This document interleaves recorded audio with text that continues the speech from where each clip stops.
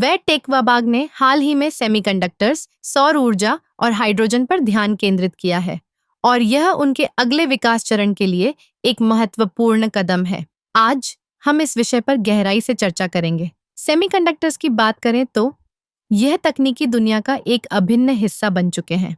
हर electronic device, चाहे वह smartphone हो या इलेक्ट्रिक कार, सेमीकंडक्टर्स पर निर्भर करते हैं।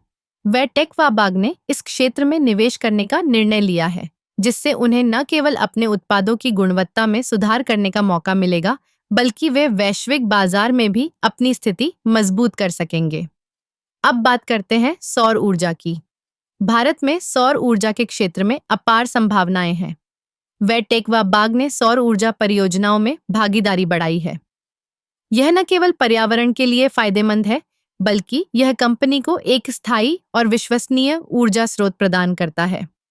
सौर ऊर्जा के माध्यम से वे न केवल अपने कार्बन फुटप्रिंट को कम कर रहे हैं, बल्कि ऊर्जा की लागत को भी कम कर रहे हैं। और अब हाइड्रोजन की बात करें। हाइड्रोजन ऊर्जा एक नई और रोमांचक संभावना है। यह एक स्वच्छ ऊर्जा स्रोत है जो प्रदूषण को कम करने में मदद करता है। वह टेकवाबाग ने हाइड्रोजन उत्पादन और उपयोग के लिए नई तकनीकों पर काम करना शुरू कर दिया है।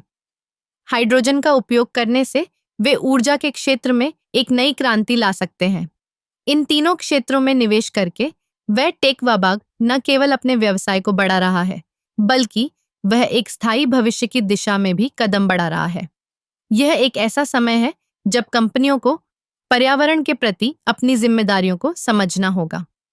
इस प्रकार वह टेकवाबाग का यह कदम न केवल उनके लिए, बल्कि पूरे देश के लिए एक सकारात्मक संकेत है।